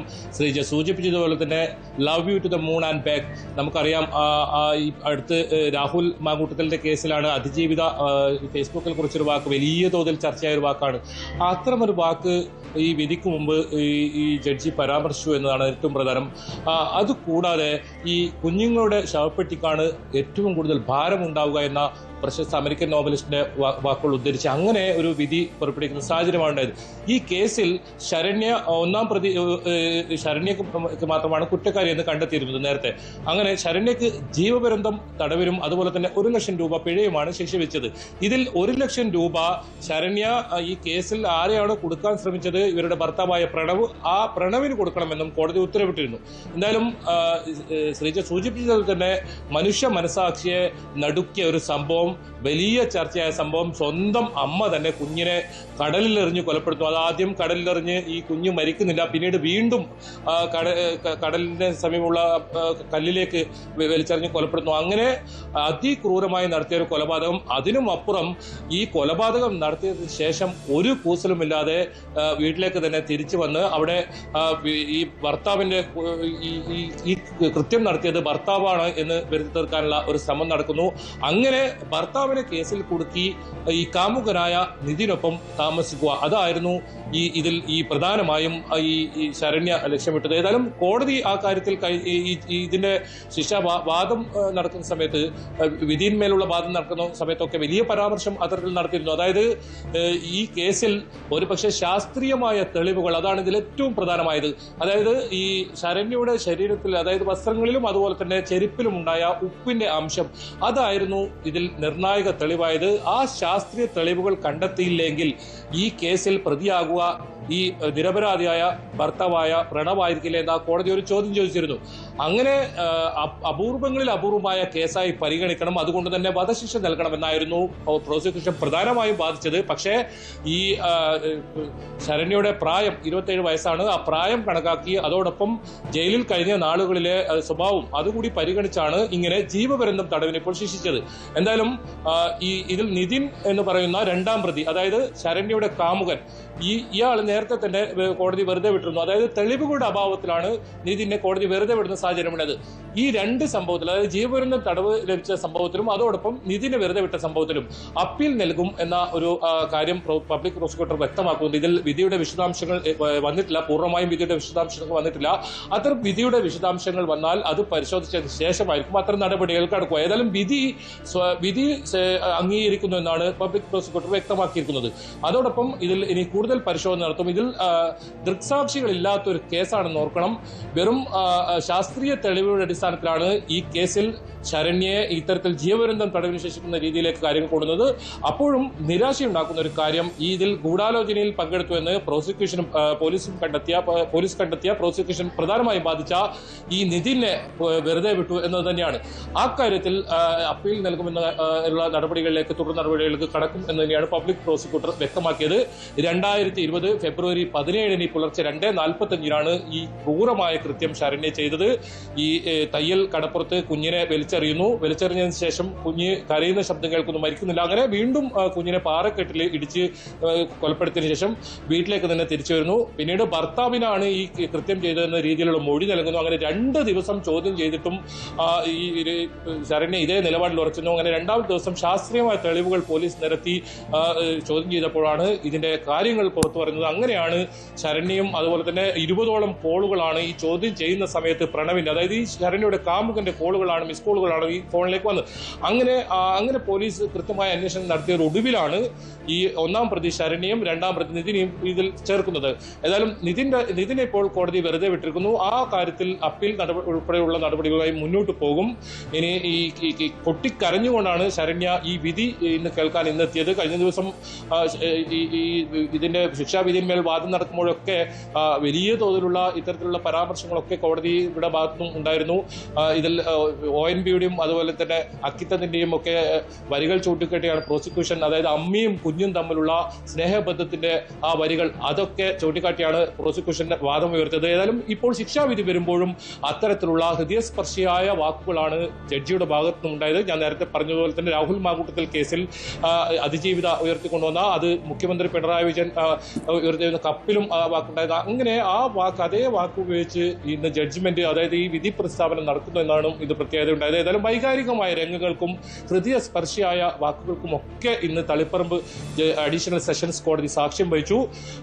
ജീവപര്യന്തം തടവിന് ശരണ്യെ ശിക്ഷ വിധിച്ചിട്ടുണ്ട്. 1 ലക്ഷം രൂപ പിഴയും ശിക്ഷ ഒടുക്കാൻ വിധിച്ചിട്ടുണ്ട്. ആ 1 ലക്ഷം രൂപ നേരത്തെ സൂചിപ്പിച്ചതുപോലെ തന്നെ ഈ പ്രണവിനെ, ആരെയാണോ കേസിൽ കൊടുക്കാൻ ഉദ്ദേശിച്ചത്, ആ പ്രണവിന്, ഭർത്താവായ പ്രണവിന് നൽകാനും കോടതി ഉത്തരവിട്ടിട്ടുണ്ട്. ശ്രീജ. ശരി, KV ബൈജു ആണ് വിവരങ്ങൾ നൽകിയത്. സ്വന്തം ജീവൻ പണയം വെച്ച് പരുന്തിനോട് പോരാടിയാണ് കോഴി കുഞ്ഞുങ്ങളെ അടിയിൽ ഒളിപ്പിച്ച് സംരക്ഷിക്കുന്നതെന്നും അത് പ്രകൃതി നിയമമാണെന്നും ആ പ്രകൃതി നിയമത്തിനെതിരാണ് ശരണ്യ പ്രവർത്തിച്ചത് എന്നുമായിരുന്നു ജഡ്ജിയുടെ പരാമർശം. ഇത് സമൂഹ മനസാക്ഷിക്ക് തന്നെ ഏറ്റ ആഘാതമെന്ന് ചൂണ്ടിക്കാണിച്ചാണ് ജീവപര്യന്തം തടവ് ശിക്ഷ വിധിച്ചത്. ഇടവേളയ്ക്ക് ശേഷം മറ്റു വാർത്തകളിലേക്ക് എത്തും.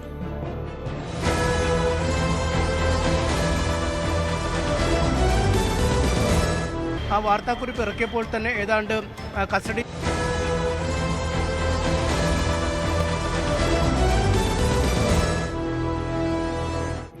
കാലം എത്ര പുരോഗമിച്ചിട്ടും അന്ധവിശ്വാസങ്ങൾക്ക് പിന്നാലെ പോകുന്നവർ നിരവധിയാണ്, സംശയമില്ലല്ലോ. കോഴിക്കോട് താമരശ്ശേരിയിൽ കൂടോത്രം ചെയ്ത വസ്തു വീട് മാറി നിക്ഷേപിച്ച മന്ത്രവാദിയുടെ സഹായി പിടിയിലായി. വീടും സ്വത്തും സ്വന്തം പേരിലാക്കിയ ഭാര്യയ്ക്കെതിരെ പ്രവാസിയായ ഭർത്താവ് തന്നെയാണ് കൂടോത്രം ചെയ്യാൻ ഏൽപ്പിച്ചതെന്ന് പോലീസ് ചോദ്യം ചെയ്യലിൽ വ്യക്തമായി. കൂടോത്ര സാധനങ്ങൾ നിക്ഷേപിക്കുന്നത് CCTVയിൽ കുടുങ്ങിയതോടെയാണ് കൂടോത്രം തിരിച്ചടിച്ചത്. വിവരങ്ങളുമായി MS അനീഷ് കുമാർ. അനീഷ്, സിനിമയിലൊക്കെ ആണെങ്കിൽ നല്ലൊരു കോമഡി സീനാണിത്. കൂടോത്രം ചെയ്ത സാധനം വീട് മാറി ഇടുന്നു, അവിടെ CCTV നോക്കുന്നു, അവസാനം കണ്ടുപിടിക്കുമ്പോൾ അത് ഭർത്താവ് തന്നെയാണ് ചെയ്തതെന്ന് മനസ്സിലാവുന്നു. എന്താണ് ഈ താമരശ്ശേരിയിൽ സംഭവിച്ചത്?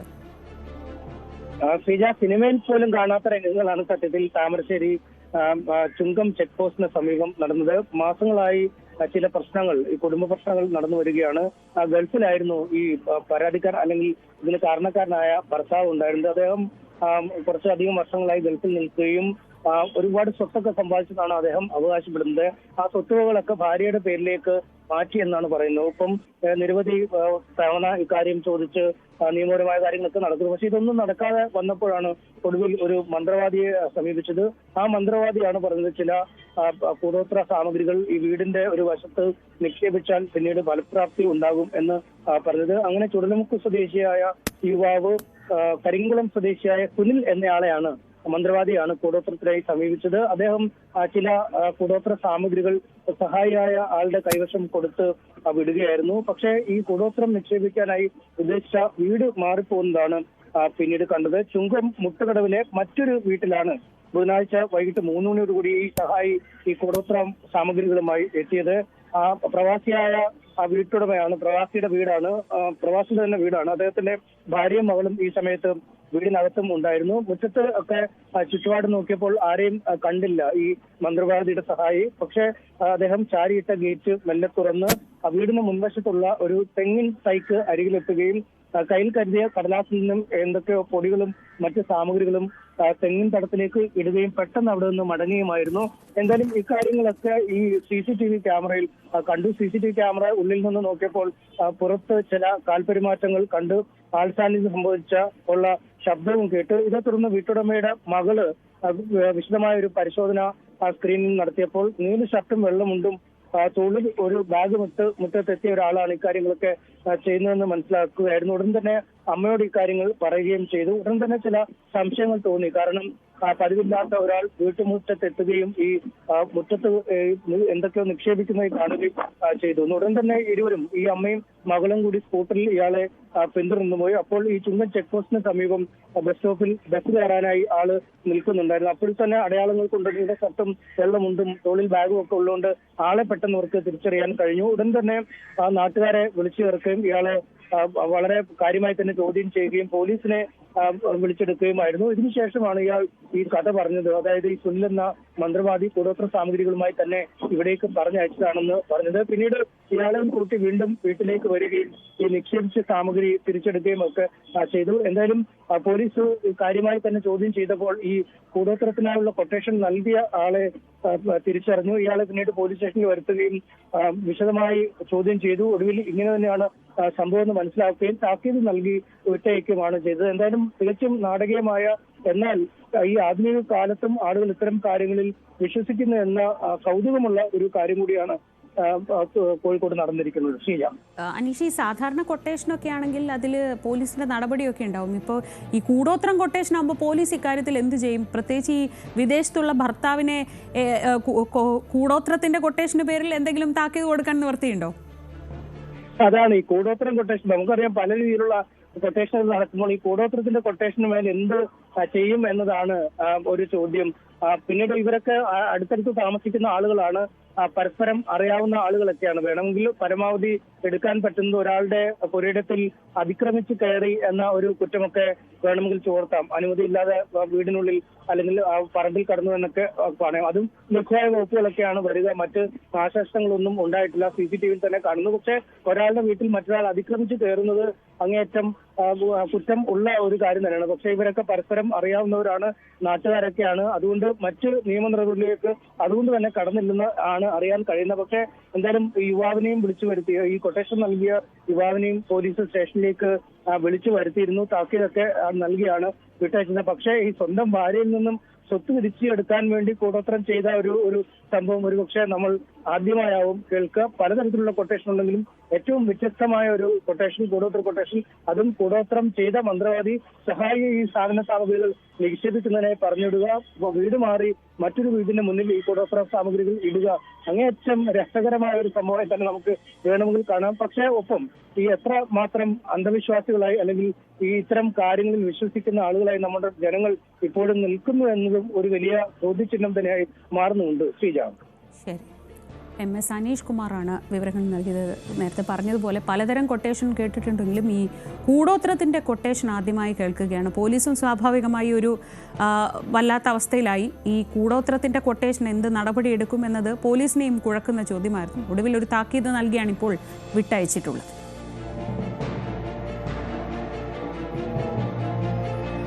ശബരിമല സ്വർണ്ണക്കൊള്ളയിൽ കൂടുതൽ പ്രതികളുടെ സ്വത്ത് കണ്ടുകെട്ടാൻ എൻഫോഴ്സ്മെന്റ് ഡയറക്ടറേറ്റ്.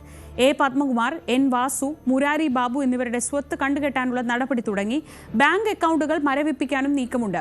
രേഖകളുടെ പരിശോധന പൂർത്തിയാക്കിയ ശേഷം പ്രതികളെ ചോദ്യം ചെയ്യും. ഡാനി പോൾ വിവരങ്ങളുമായി. ഡാനി, ഈ ED ശക്തമായ നടപടികളുമായി ഇതിൽ മുന്നോട്ട് പോവുകയാണ്.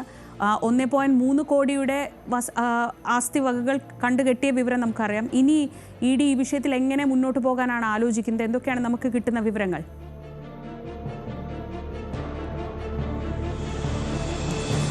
ശ്രീജ, നടപടികൾ കർശനമാക്കി മുന്നോട്ട് പോവുക എന്ന രീതിയിൽ തന്നെയാണ് ED ഉള്ളത്. കാരണം ഇത് വളരെ പെട്ടെന്ന്, വളരെ വേഗതയിൽ ഈ നടപടികളിലേക്ക് കടക്കുക എന്നതാണ്.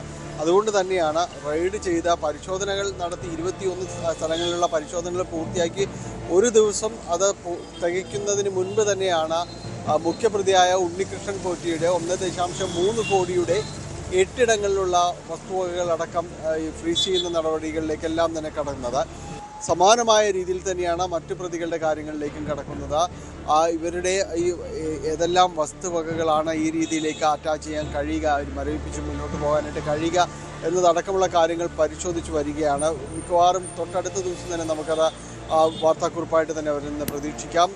കാരണം നടപടികൾ കർശനമാക്കി എടുക്കുക എന്ന് തന്നെയാണ് ഉദ്ദേശിക്കുന്നത്. EDയുടെ നടപടികളിൽ ഏറ്റവും പ്രധാനപ്പെട്ടതും ഇത് തന്നെയാണ്. കാരണം ഇതിലൂടെ ആർജിച്ച ഈ ഇടപാടുകളിലൂടെ ആർജിച്ച പണം അത് എത്രയും പെട്ടെന്ന് തിരിച്ചു പിടിക്കുക എന്നതെല്ലാം തന്നെ ഇവരുടെ എൻഫോഴ്സ്മെൻറ്റ് ഡയറക്ടറേറ്റിൻ്റെ നടപടിയിൽ പ്രധാനപ്പെട്ട് തന്നെയാണ്. അതുകൊണ്ടാണ് വളരെ പെട്ടെന്ന് ഇത്തരം ഈ സ്വത്ത് മരവിപ്പിക്കൽ നടപടികൾ, പിന്നീട് അത് വസ്തു കണ്ടുകെട്ടൽ, ഈ മൂല്യം തിരികെ പിടിക്കാനുള്ള നടപടികളുടെ ഭാഗമായിട്ട് അത് കണ്ടുകെട്ടൽ, ഇതെല്ലാം തന്നെ EDക്ക് വളരെ പെട്ടെന്ന് നടപ്പാക്കാനായിട്ട് കഴിയുകയും ചെയ്യും. അതിനുള്ളൊരു അധികാരം അവർക്കുണ്ട്. സാധാരണഗതിയിലുള്ള ഈ മറ്റേ പ്രധാനപ്പെട്ട അന്വേഷണ ഏജൻസികൾ അവർക്ക് ഇല്ലാത്ത രീതിയിലേക്ക് ഇടപെടാൻ കഴിയുന്നത് EDക്ക് അവിടെയാണ്. ഏതായാലും അത്തരം കാര്യങ്ങളിലേക്ക് നടപടികൾ ഊർജിതമാക്കാൻ തന്നെയാണ് തീരുമാനിച്ചിട്ടുള്ളത്. പത്മകുമാറിൻ്റെയും മുരാരി ബാബുവിൻ്റെയും അതോടൊപ്പം തന്നെ വാസുവിൻ്റെയും എല്ലാം തന്നെ വിശദമായ സ്വത്തുക്കളുടെ വിശദമായ വിവരങ്ങളാണ് ഇപ്പോൾ ശേഖരിച്ചുകൊണ്ടിരിക്കുന്നത്. ഒപ്പം ഇവരുടെ ബാങ്ക് അക്കൗണ്ടുകൾ മരവിപ്പിക്കാനും നീക്കമുണ്ട്. ഇതിൻ്റെ വിശദാംശങ്ങൾ ശേഖരിച്ചു വരികയാണ്. വലിയ രീതിയിലുള്ള ഇടപാടുകൾ ഇവരെല്ലാം തന്നെ നടത്തിയിട്ടുണ്ട് എന്നതാണ് EDയുടെ ഇതുവരെയുള്ള ഒരു നിഗമനം. പ്രാഥമികമായി ലഭിച്ച വിവരശേഖരത്തിൽ നിന്നും അതുതന്നെയാണ് മനസ്സിലാക്കുന്നത്. പ്രത്യേകിച്ച് ദേവസ്വം ബോർഡിൻ്റെ ആസ്ഥാനം പരിശോധിച്ചതിലൂടെ ലഭിച്ച രേഖകൾ പലതും ഇതിനെ തെളിവായിട്ട് ED സമർത്ഥിക്കുന്നുണ്ട്. പലതിലും തന്നെയും ഈ സ്വർണം ചെമ്പാക്കി മാറ്റി രേഖപ്പെടുത്തിയതിനടക്കമുള്ള വലിയ തെളിവുകൾ ഇവർക്കെതിരെയെല്ലാം തന്നെ ലഭിച്ചിട്ടുണ്ട്. അപ്പോൾ ഇത് ഭരണാനുമതി മാത്രമാണ് തങ്ങൾ നൽകിയിട്ടുള്ളത് എന്നൊരു വാദം അത് വിലപ്പോകുന്നില്ല. അത് ആ രീതിയിലേക്ക് പറഞ്ഞു വാദിക്കുന്നതിൽ വലിയ കാര്യമുണ്ടാവില്ല എന്ന് തന്നെയാണ് മനസ്സിലാക്കുന്നത്. അതുകൊണ്ട് തന്നെയാണ് ഈ നടപടികളിലേക്ക് കടക്കുകയും ചെയ്യുന്നത്.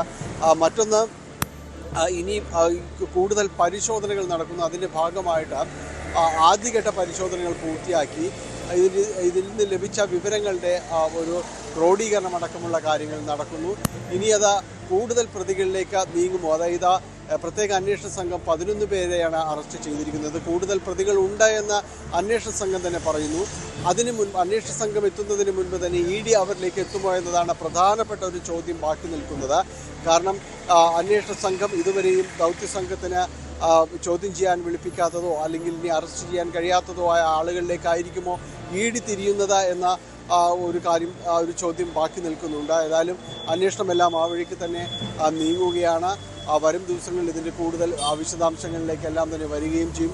സ്പോൺസർഷിപ്പ് വിവാദത്തിൽ വലിയ രീതിയിലുള്ള തുക ഇവർ അടിച്ചു മാറ്റിയിട്ടുണ്ട് എന്ന് തന്നെയാണ് കണക്കാക്കുന്നത്. കാരണം ഈ സ്പോൺസർഷിപ്പ് എന്ന പേരിലുണ്ടായിരുന്നത് വലിയ തട്ടിപ്പായിരുന്നു. വലിയ രീതിയിലുള്ള ഭക്തരുടെ കാണിക്കുകയും മറ്റും ഈ രീതിയിലേക്ക് ഇവർ വകമാറ്റുകയായിരുന്നു. പല രീതിയിൽ അവിടെ നിന്ന് ആസൂത്രിതമായി അവിടെ നിന്ന് സംഘം ചേർന്ന് പല രീതിയിലേക്ക് മാറ്റുകയായിരുന്നു. ഇതിൻ്റെ എല്ലാം തന്നെ വിശദാംശങ്ങൾ അതിൻ്റേതെല്ലാം തന്നെ ആ ഒരു ധനം മറ്റുള്ളവരിലേക്കെല്ലാം തന്നെ എത്തിച്ചേർന്നിട്ടുണ്ട്. ഇവരിലേക്കും അവരുടെ ഒരുപക്ഷെ ബിനാമികളായ സ്ഥാപനങ്ങളിലേക്കും എല്ലാം തന്നെ എത്തിച്ചേർന്നിട്ടുണ്ട് എന്ന് തന്നെയാണ് ഈ അന്വേഷണങ്ങളുടെ പരിശോധനകളുടെ എല്ലാം തന്നെ ഒരു രത്നച്ചുരുക്കം. ഏതായാലും ആ രീതിയിൽ തന്നെയാണ് ഇ ഡി മുന്നോട്ട് പോകുന്നത്. ഇതിൻ്റെ ഭാഗമായിട്ടാണ് കഴിഞ്ഞ ദിവസങ്ങളിൽ മുഖ്യപ്രതിയുടെ സ്വത്ത് മരവിപ്പിക്കുകയും നടപടികളിലേക്ക് നീങ്ങുകയും ചെയ്തത്. ഇനിയിപ്പോൾ മറ്റു പ്രതികളിലേക്ക് കൂടി സമാനമായ രീതിയിലുള്ള അന്വേഷണവും നടപടികളും കടന്നു ചെല്ലുകയാണ്. ശ്രീജ.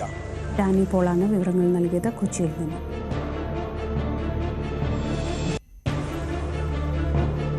ശബരിമല സ്വർണ്ണക്കൊള്ളയിൽ തന്ത്രി കണ്ഠരര് രാജീവര് SIT കസ്റ്റഡിയിൽ. കൊല്ലം വിജിലൻസ് കോടതിയാണ് ഒരു ദിവസത്തെ കസ്റ്റഡി അനുവദിച്ചത്. തന്ത്രിയെ വിശദമായി ചോദ്യം ചെയ്യും.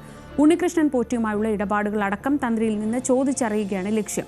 ദേവസ്വം മുൻ അഡ്മിനിസ്ട്രേറ്റീവ് ഓഫീസർ മുരാരി ബാബുവിന്റെ ജാമ്യ ഹർജിയിൽ കോടതി നാളെ വിധി പറയും. കട്ടിളപ്പാളി ദ്വാരപാലക കേസുകളിൽ അറസ്റ്റ് ചെയ്തിട്ട് 90 ദിവസമായെന്നും കുറ്റപത്രം സമർപ്പിക്കാത്ത സാഹചര്യത്തിൽ സ്വാഭാവിക ജാമ്യം വേണമെന്നുമാണ് മുരാരിയുടെ ആവശ്യം.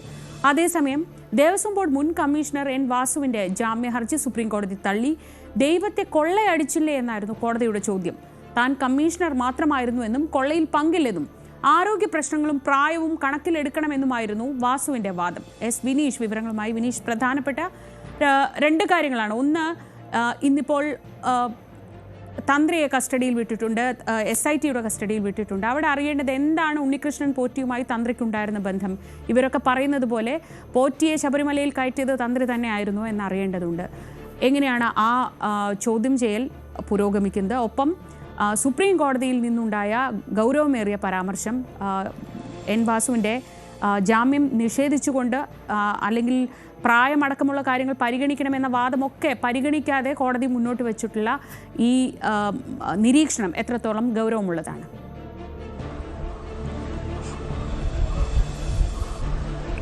തീർച്ചയായും ശ്രീജ, ദേവസ്വം ബോർഡ് മുൻ പ്രസിഡന്റ് N. വാസുവിന് വലിയ തിരിച്ചടിയാണ് നേരിടേണ്ടി വന്നത്. സുപ്രീം കോടതിയിൽ ജാമ്യാപേക്ഷയുമായിട്ട് സമീപിച്ചെങ്കിലും സുപ്രീം കോടതിയിൽ നിന്നും വലിയ തിരിച്ചടി നേരിടേണ്ടി വന്നു. ആദ്യം ഹൈക്കോടതിയെ സമീപിച്ചിരുന്നു. ഹൈക്കോടതിയിൽ ജാമ്യം നിഷേധിച്ച സാഹചര്യത്തിലാണ് സുപ്രീം കോടതിയിൽ സമീപിച്ചത്. തൻ്റെ ശ്രീജ സൂചിപ്പിച്ചതുപോലെ തന്നെ തൻ്റെ പ്രായം കണക്കിലെടുക്കണം, അതുപോലെ തന്നെ തൻ്റെ ആരോഗ്യസ്ഥിതി കണക്കിലെടുക്കണം എന്നതൊക്കെ ചൂണ്ടിക്കാട്ടിക്കൊണ്ടായിരുന്നു സുപ്രീം കോടതിയിൽ ജാമ്യാപേക്ഷ സമർപ്പിച്ചത്. പക്ഷേ ദൈവത്തിൻ്റെ മുതൽ കൊള്ളയടിച്ചു എന്ന സുപ്രീം കോടതി പരാമർശത്തിൽ തന്നെ ജാമ്യം നിഷേധിച്ച സാഹചര്യമായിരുന്നു ഉണ്ടായത്. ഈ കേസിൽ തന്നെ മറ്റൊരു പ്രതിയാണ് ശ്രീജ സൂചിപ്പിച്ചതുപോലെ തന്നെ മുരാരി ബാബുവിൻ്റെ അപേക്ഷ കൊല്ലം വിജിലൻസ് കോടതിയാണ് ജാമ്യാപേക്ഷ പരിഗണിച്ചത്. അതിന്മേലുള്ള വാദം ഇന്ന് പൂർത്തിയാവുകയും ചെയ്തിരുന്നു. നമുക്കറിയാം, ഒരു പ്രതി കസ്റ്റഡിയിലിരിക്കെ അല്ലെങ്കിൽ സുപ്രീം കോടതിയുടെ വലിയൊരു സുപ്രധാന വിധിയുണ്ട് 90 ദിവസത്തിനുള്ളിൽ കുറ്റപത്രം സമർപ്പിക്കുക എന്നുള്ളത്. ഈ കുറ്റപത്രം സമർപ്പിച്ചില്ലെങ്കിൽ ആ പ്രതിക്ക് നിയമപരമായിട്ട് ജാമ്യം തേടാൻ ജാമ്യത്തിന് അർഹതയുണ്ട് എന്നുള്ള ഒരു വിധിന്യായം കൂട്ടിയതുകൊണ്ടായിരുന്നു ഇന്ന് ഈ മുരാരി ബാബുവിൻ്റെ അഭിഭാഷകൻ കോടതിയിൽ വാദിച്ചത്. തീർച്ചയായും മുരാരി ബാബുവിന് ജാമ്യം കിട്ടാനുള്ള വലിയ സാധ്യതയാണ് ഉള്ളത്. അങ്ങനെയെങ്കിൽ ഈ കേസിൽ ആദ്യം പുറത്തിറങ്ങുന്നത് അല്ലെങ്കിൽ ജാമ്യം ലഭിക്കുന്ന ഒരു വ്യക്തി മുരാരി ബാബുവായി മാറും. നമുക്കറിയാം, കഴിഞ്ഞ ദിവസമാണ് ഉണ്ണികൃഷ്ണൻ പോറ്റിക്ക് സമാനമായ രീതിയിൽ ജാമ്യം ലഭ്യമായത്. പക്ഷേ മറ്റൊരു കേസിൽ കൂടി റിമാൻഡിൽ തുടരുന്നതിനാലാണ് പുറത്തിറങ്ങാൻ കഴിയാതെ വന്നത്. നമുക്കറിയാം, കട്ടിളപ്പാളി കേസ്, ദ്വാരപാലക, അങ്ങനെ 2 കേസുകളാണ് നിലവിലുള്ളത്. ഈ 2 കേസിലും ഈ മുരാരി ബാബുവിന് 90 ദിവസം പിന്നിടുന്നു. അതുകൊണ്ടാണ് സ്വാഭാവികമായി ജാമ്യത്തിന് താൻ അർഹനാണ് എന്ന് കോടതിയിൽ ചൂണ്ടിക്കാട്ടുകയും ചെയ്തത്. കഴിഞ്ഞ ദിവസം ഉപാധികളോടെയായിരുന്നു ജാമ്യം അനുവദിച്ചത്. പ്രോസിക്യൂഷൻ അടക്കം ഈ ഉണ്ണികൃഷ്ണൻ പോറ്റിക്ക് ഉപാധികളോടെ ജാമ്യം നൽകിയെങ്കിൽ പോലും ഇപ്പോഴും ജയിലിൽ തന്നെ തുടരുന്ന സാഹചര്യമാണ് ഉള്ളത്. അപ്പോൾ ഇതിൽ മറ്റൊരു പ്രതിയാണ് തന്ത്രി എന്നുള്ളത്. ഈ തന്ത്രിയെ ഇന്ന് വിജിലൻസ് കോടതിയിൽ ഹാജരാക്കിയിരുന്നു. വിശദമായി ചോദ്യം ചെയ്യാനായിട്ട് ഒരു ദിവസത്തെ കസ്റ്റഡിയിൽ തന്ത്രിയെ ഇന്ന് വിട്ട് കൊടുക്കുകയും ചെയ്തു. SIT കസ്റ്റഡിയിലാണ് തന്ത്രി ഉള്ളത്. നമുക്കറിയാം, ഈ കേസുമായി ബന്ധപ്പെട്ട് എല്ലാ പ്രതികളുടെ വീട്ടിലും വലിയ രീതിയിലുള്ള വ്യാപകമായിട്ടുള്ള പരിശോധനകളാണ് നടത്തിയത്. നിരവധി രേഖകൾ പിടിച്ചെടുത്തു. ഈ തന്ത്രിയുടെ വീട്ടിൽ നിന്നും വാജിവാഹനമടക്കം SIT കൊണ്ടുവരികയും കോടതിയിൽ ഹാജരാക്കുകയും ചെയ്തു. പക്ഷേ അത് SITക്ക് വലിയ തിരിച്ചടിയായ സംഭവമൊക്കെ ഉണ്ടായിരുന്നു. ഇതിൽ കൂടുതൽ വ്യക്തത വരിക എന്നുള്ളതാണ് ഇതിൻ്റെ പ്രധാനമായ ലക്ഷ്യം. അത്തരം ചോദ്യം ചെയ്യൽ കൂടി നടക്കും. അതുപോലെ തന്നെ അവിടെ നിന്നും പിടിച്ചെടുത്ത രേഖകൾ, ഒരുപാട് സ്വത്തുവകകളെല്ലാം തന്നെ, കണക്കില്ലാത്ത കുറേ സ്വത്തുവകകളെല്ലാം തന്നെ കണ്ടെത്തിയത് വലിയ വാർത്തയായി മാറിയിരുന്നു. ഇതിനെക്കുറിച്ചെല്ലാം വ്യക്തത വരുന്നതിന് വേണ്ടിയുള്ള ചോദ്യം ചെയ്യലാകും നടക്കുക. അതുപോലെ തന്നെ ഇത്രയും നാളായിട്ട് പോലും ഇതുവരെയും കുറ്റപത്രം സമർപ്പിക്കാൻ SITക്ക് സാധിച്ചില്ല എന്നുള്ളതാണ്. അത് വലിയൊരു തിരിച്ചടിയായി തന്നെ SITക്ക് മാറുന്നു എന്നുള്ളതാണ്. ഈ വാജിവാഹനം അടക്കം തെളിവായി കോടതിയിൽ വിജിലൻസ് കോടതിയിൽ ഹാജരാക്കിയതും SITക്ക് വലിയ തിരിച്ചടിയായി മാറി. കാരണം അതിൻ്റെ രേഖകൾ തന്ത്രി ഹാജരാക്കുകയൊക്കെ ചെയ്തിരുന്നു. ഇതിലെല്ലാം കൂടുതൽ വ്യക്തത വരുന്നതിന് വേണ്ടിയാണ് ചോദ്യം ചെയ്യൽ പുരോഗമിക്കുന്നത്. എന്തുവായാലും ഈ കേസിൻ്റെ വലിയൊരു നിർണായകമായ ഒരു ഘട്ടത്തിലേക്ക് നീങ്ങുന്നു എന്നുള്ളതാണ് ശ്രീജ എടുത്തു പറയാനുള്ളത്. മറ്റൊരു കാര്യം കൂടി പറയാനുള്ളത്, ഈ തന്ത്രിയുടെ ജാമ്യാപേക്ഷ ഈ വരുന്ന 28-ാം തീയതിയിലാകും കൊല്ലം വിജിലൻസ് കോടതി പരിഗണിക്കുക. വിനീഷ്, ഇപ്പോൾ കട്ടിളപ്പാളി ദ്വാരപാലക കേസുകളിൽ കഴിഞ്ഞ ദിവസം ഉണ്ണികൃഷ്ണൻ പോറ്റിക്ക് അതിൽ ഒരു കേസിൽ ദ്വാരപാലക കേസിൽ ജാമ്യം കിട്ടി. 90 ദിവസമായി ഇതുവരെയും കുറ്റപത്രം സമർപ്പിക്കാത്ത സാഹചര്യത്തിൽ ഇപ്പോൾ മുരാരി ബാബുവും സ്വാഭാവിക ജാമ്യമാണ് ആവശ്യപ്പെടുന്നത്. ഈ കേസിൽ കുറ്റപത്രം നൽകാൻ താമസിക്കുന്തോറും ഇത്തരത്തിൽ ഇപ്പോൾ കാര്യമായ തെളിവ് കിട്ടുമെന്ന് പ്രതീക്ഷിച്ച് കസ്റ്റഡിയിലെടുത്തിട്ടുള്ള ആളുകളൊക്കെ ജാമ്യത്തിൽ ഇറങ്ങിപ്പോകുന്ന ഒരു സാഹചര്യം ഉണ്ടാവില്ലേ?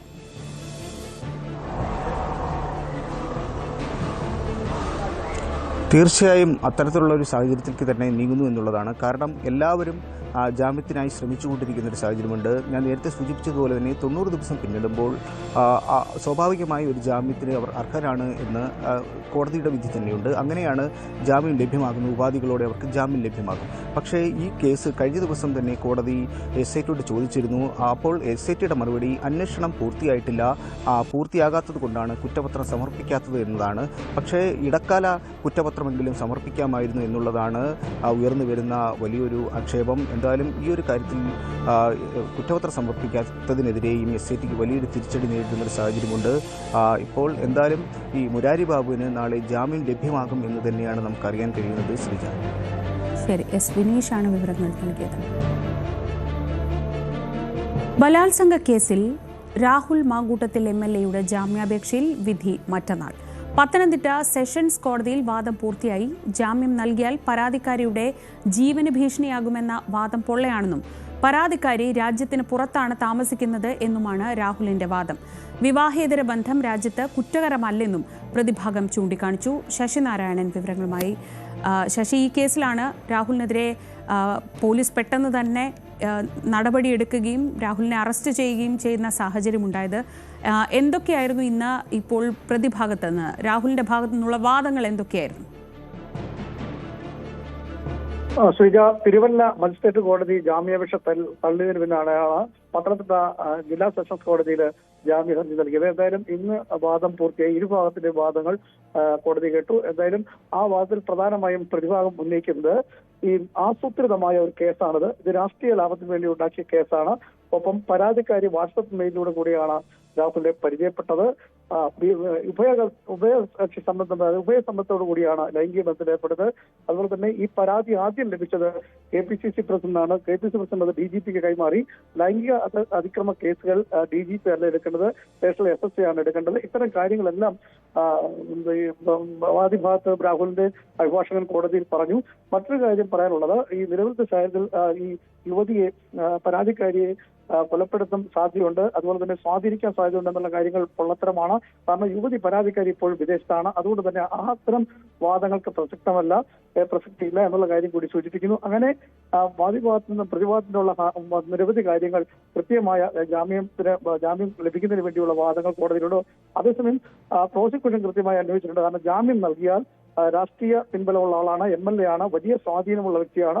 ഈ പ്രതികളെ പരാതിക്കാരെ സ്വാധീനിക്കാനുള്ള സാഹചര്യമുണ്ട്, അല്ലെങ്കിൽ ഭീഷണിപ്പെടുത്താനുള്ള സാഹചര്യമുണ്ട്. അതുപോലെ തന്നെ സോഷ്യൽ മീഡിയയിൽ കൂടിയും മറ്റ് മേഖലയിൽ കൂടിയിലൊക്കെ ഇവരെ അധിക്ഷേപിക്കാൻ സാഹചര്യമുണ്ട്. അതുകൊണ്ട് തന്നെ തെളിവുകൾ ഇനി കൂടുതൽ ലഭിക്കാനുണ്ട്. അതായത് ഈ കേസുമായി ബന്ധപ്പെട്ടുള്ള തെളിവുകൾ കൂടുതൽ ലഭിക്കേണ്ടതായിട്ട് കൃത്യമായ മൊഴി രാഹുൽ ലഭിച്ചിട്ടില്ല. അതുകൊണ്ടൊക്കെ തന്നെ ജാമ്യം അനുവദിക്കാൻ പാടുള്ള കാര്യമാണ് ഈ പ്രോസിക്യൂഷൻ മുന്നോട്ട് വെച്ചത്. എന്തായാലും ഇരു ഭാഗത്തിനെയും വാദം കേട്ടു. എന്തായാലും അതിന് കൃത്യമായ വിധി പറയുന്നത് ഇത് 24-ലേക്ക് മാറ്റുകയും ചെയ്തിട്ടുണ്ട്. 24-ാം തീയതി ആയിരിക്കും രാഹുലിന് ജാമ്യം ലഭിക്കുന്നുള്ള കാര്യത്തെക്കുറിച്ച് നമുക്ക് കൃത്യമായി പറയാൻ കഴിയുള്ളൂ. പക്ഷേ രണ്ട് ഭാഗത്തിന്റെയും വാദം കോടതി കൃത്യമായി കേട്ടു. രാവിലെ 11 മണിയോടുകൂടിയാണ് ജില്ലാ സെഷൻസ് കോടതിയിൽ രാഹുലിന്റെ അഭിഭാഷകൻ ശാസ്ത്രമംഗലം എത്തിയത്. അതായത് കൃത്യമായ കാര്യങ്ങൾ അവതരിപ്പിക്കുകയും ചെയ്തു. പക്ഷേ രണ്ടു ഭാഗത്തിന്റെ വാദം കേട്ടു. പക്ഷേ വിധി പറയുന്നത് ഈ 24-ലേക്ക് മാറ്റിയിട്ടുമുണ്ട്. ശ്രീജ. ശശി, നേരത്തെ രണ്ട് കേസുകളിൽ ആദ്യം വന്ന രണ്ട് പരാതികളിലും രാഹുലിന് കോടതിയുടെ ഭാഗത്ത് നിന്ന് ആശ്വാസമാവുന്ന ഒരു സാഹചര്യമാണ് ഉണ്ടായത്. അത് കഴിഞ്ഞാണ് പോലീസ് വളരെ പെട്ടെന്ന് ഈ നടപടിയിലേക്ക് പോവുകയും ഒരു അറസ്റ്റ് അടക്കം രേഖപ്പെടുത്തി ജയിലിലേക്ക് റിമാൻഡ് ചെയ്ത് അയക്കുകയും ചെയ്യുന്ന ഒരു സാഹചര്യം ഉണ്ടായത്. മുൻപ് ഉന്നയിച്ചിരുന്ന വാദങ്ങളൊക്കെ തന്നെയാണോ ഇത്തവണയും കോടതിക്ക് മുന്നിലെത്തിയത്? അതായത് മുൻപ് കോടതി പരിഗണിച്ച വാദങ്ങൾ പരിഗണിക്കുകയാണെങ്കിൽ രാഹുൽ മാങ്കൂട്ടത്തിന് ജാമ്യം കിട്ടാനുള്ള സാധ്യതയുണ്ട്. അസിജ ഒരുപക്ഷെ അത്തരത്തിൽ വരാൻ സാധ്യതയുണ്ട്. എന്തായാലും നേരത്തെ സൂചിപ്പിച്ചു പോലെ 2 പരാതികൾക്ക് സമാനമായ രീതിയിൽ ജാമ്യം ലഭിക്കുന്ന സാഹചര്യം ഉണ്ടായിരുന്നു. ആ കാര്യം കോടതിയിൽ ചൂണ്ടിക്കാട്ടുകയുണ്ടായി. പക്ഷേ ഈ കേസിൽ കൃത്യമായ ഡിജിറ്റൽ തെളിവുകൾ ഉണ്ട്. അതുപോലെ തന്നെ കൃത്യമായ ഈ പരാതിക്കാരുടെ മൊഴി അടക്കമുള്ള കാര്യങ്ങളിലും ഈ ഓഡിയോ സന്ദേശം അടക്കം ഡിജിറ്റൽ തെളിവുകൾ ഉണ്ടെന്നുള്ളതാണ് പ്രോസിക്യൂഷൻ മുന്നോട്ട് വെക്കുന്നത്. അതുകൊണ്ട് തന്നെ ഒരുപക്ഷെ ജാമ്യം കിട്ടാതിരിക്കാനും സാധ്യതയുണ്ട്. അത് കോടതിയാണ് കാര്യത്തിൽ തീരുമാനമെടുക്കേണ്ടത്. ഇന്ന് 2 ഭാഗത്തിന്റെ വാദങ്ങൾ കൃത്യമായി കോടതിയുടെ മുന്നിൽ അവതരിപ്പിച്ചു. അത് പ്രധാനമായും രാഹുൽ സ്ഥിരം കുറ്റവാളിയാണ്, സ്ഥിരം ഇത്തരത്തിൽ സമാനമായ കുറ്റകൃത്യങ്ങൾ ഏർപ്പെടുന്ന വ്യക്തിയാണ്, ഒപ്പം MLA ആണ്, രാഷ്ട്രീയക്കാരനാണ്, സ്വാധീനമുള്ള വ്യക്തിയാണ്. ജാമ്യം അനുവദിച്ച ഒരു പക്ഷേ ഈ സംസ്ഥാനം വിട്ടു പോകാൻ തന്നെ സാധ്യതയുണ്ട്. തെളിവുകൾ കൂടുതൽ ശേഖരിക്കേണ്ടതുണ്ട്. ഇക്കാര്യങ്ങളൊക്കെ രാഹുലിന് ഇതെല്ലാം പരിഗണിച്ചുകൊണ്ട് ജാമ്യം അനുവദിക്കാൻ പാടില്ലെന്നാണ് പ്രോസിക്യൂഷന്റെ വാദം. പക്ഷേ നിലവിലത്തെ സാഹചര്യത്തിൽ ഈ കേസ് നിലനിൽക്കുന്നില്ല. ആസൂത്രിതമായ ചില കാര്യങ്ങളാണ്, രാഷ്ട്രീയ ലക്ഷ്യമുണ്ട് ഈ കേസിന് തുടങ്ങിയ വാദങ്ങളാണ് രാഹുൽ മുന്നോട്ട് വെച്ചത്. ഈ പരാതിക്കാരിയെ യുവതി വാട്സപ്പ് സന്ദേശം മുഖാന്തരമാണ് രാഹുലുമായി അടുക്കുന്നത് എന്നുള്ള കാര്യം കൂടി വ്യക്തമാക്കുന്നു. കേസ് എടുത്ത രീതി ശരിയുള്ള നടപടിക്രമങ്ങൾ പാലിക്കാതെയാണ് ഈ കേസ് എടുത്തിട്ടുള്ളത് എന്നുള്ള കാര്യങ്ങളെല്ലാം ഇത് കോടതി മുമ്പാകെ ഈ വാദിഭാഗവും കൃത്യമായി അവതരിപ്പിക്കുകയും ചെയ്തു. പക്ഷെ ഇതിനെല്ലാം ഒരു എങ്ങനെയാണ് ജാമ്യം ലഭിക്കുക എന്നുള്ള കാര്യത്തെക്കുറിച്ച് 24-ാം തീയതി മാത്രമേ കൃത്യമായി നമുക്ക് അറിയാൻ സാധിക്കുള്ളൂ. ഇരുഭാഗത്തിന്റെ വാദം കൃത്യമായി കോടതി കേട്ടു. അതിനുള്ള തീരുമാനം, ഉത്തരവ് ഉണ്ടാകുന്നത് ഇനി 24-ാം തീയതി. അതിനുശേഷമായിരിക്കും നമുക്ക് രാഹുലിന് ജാമ്യം ലഭിക്കുമോ എന്നുള്ള കാര്യത്തെക്കുറിച്ച് കൃത്യമായി അറിയുള്ളൂ. പക്ഷെ കൃത്യമായ വിവരങ്ങൾ രാഹുലിനെ സംബന്ധിച്ചുള്ള ക്രൈമുകൾ, അതുപോലെ ഇനി പരാതികൾ ഒരു ഒട്ടനവധി വരാനുണ്ടെന്നുള്ള കാര്യം കൂടി പറയുന്നു. 14ഓളം പരാതികൾ ഇനി ലഭിക്കാനുണ്ട് എന്നുള്ള കാര്യം കൂടി മുന്നോട്ട് വെക്കുന്നു. അത്തരം കാര്യങ്ങൾ പോലീസിലെ തെളിവുകളുണ്ട്. ഇനിയും മൊഴികൾ കൂടുതൽ കൃത്യമായി രാഹുലിൽ നിന്ന് ലഭിക്കാനുണ്ട്. ഫോൺ രണ്ട് ഫോണാണ് രാഹുലിന്റെ നിന്ന് പിടിച്ചിട്ടുള്ളത്. ഒപ്പം ഈ ലാപ്ടോപ്പും പിടികൂട്ടിയിട്ടുണ്ട്. ഇതിന്റെയൊക്കെ പാസ്വേഡ് വേണം. ഇത്തരം തെളിവുകൾ ശേഖരിക്കേണ്ടതായിട്ടുണ്ട്. ഇത്തരം കാര്യങ്ങളെല്ലാം ഇന്ന് കോടതിയിൽ അവതരിപ്പിച്ചു. അതുകൊണ്ട് തന്നെ ഇനി ജാമ്യം അനുവദിക്കുന്നത് എങ്ങനെയാണെന്നുള്ള കാര്യത്തെക്കുറിച്ച് കൃത്യമായി 2 ഭാഗത്തിന്റെ വാദം കേട്ടിട്ട് 24-ാം തീയതി ആയിരിക്കും ആ സംബന്ധിച്ചുള്ള തീരുമാനമുണ്ട്, ഉത്തരവുണ്ടാവുക. ശ്രീജ. ശരി, ശശിനാരായണനാണ് വിവരങ്ങൾ നൽകിയത് പത്തനംതിട്ടയിൽ നിന്ന്. തിരുവനന്തപുരം നെടുമങ്ങാട് തിയേറ്ററിന്റെ സീറ്റിൽ ചവിട്ടരുതെന്ന് ആവശ്യപ്പെട്ടതിന് ജീവനക്കാരന് മർദ്ദനം. നെടുമങ്ങാട് സൂര്യ തിയേറ്ററിലാണ് സംഭവം. തിയേറ്ററിനുള്ളിൽ സിനിമയ്ക്ക് എത്തിയവർക്ക് സീറ്റ് പറഞ്ഞു കൊടുക്കുന്നതിനിടെ മുൻവശത്തെ സീറ്റിൽ ചവിട്ടിയിരിക്കുന്ന നെടുമങ്ങാട് സ്വദേശി റാഫിയോട് കാൽ മാറ്റാൻ ആവശ്യപ്പെട്ടതാണ് പ്രകോപനം. മർദ്ദനത്തിൽ പരിക്കേറ്റ അനിൽകുമാർ നെടുമങ്ങാട് ആശുപത്രിയിൽ ചികിത്സ തേടി. തിയേറ്റർ ജീവനക്കാരന്റെ പരാതിയിൽ നെടുമങ്ങാട് പോലീസ് കേസെടുത്തു.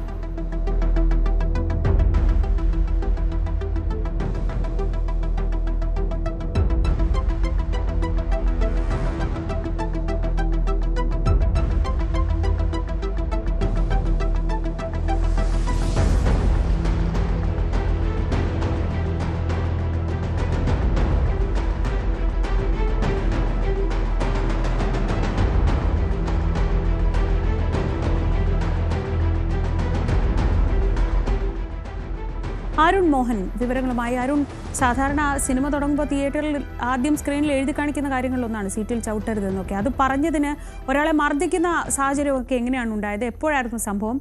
ഇയാളെ എവിടെയാണുള്ളതെന്ന് പോലീസിന് കണ്ടെത്താനായിട്ടുണ്ടോ? ശ്രീജ, കഴിഞ്ഞ ദിവസമായിരുന്നു ഈ സംഭവം. ഈ പറയുന്ന സൂര്യ തിയേറ്ററിലായിരുന്നു ഇത്തരത്തിലൊരു സംഭവം ഉണ്ടാകുന്നത്. നേരത്തെ സൂചിപ്പിച്ചതുപോലെ തന്നെയാണ് ഇവിടെ ജീവനക്കാരനാണ് അനിൽകുമാർ.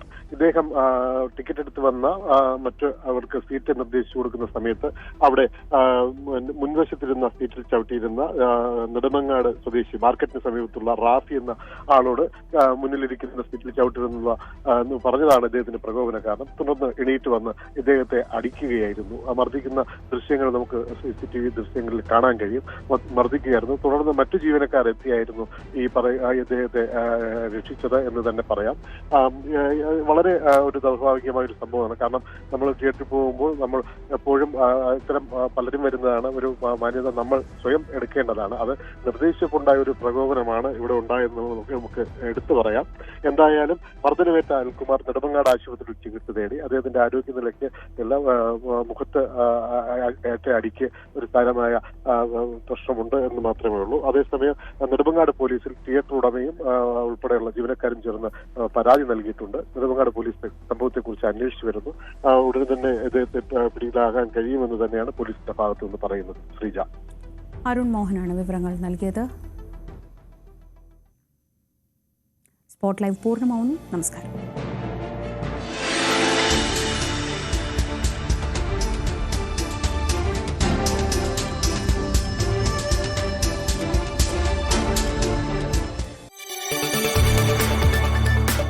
കൂടുതൽ വാർത്തകൾക്ക് news 18 Keralam YouTube channel subscribe ചെയ്യുക.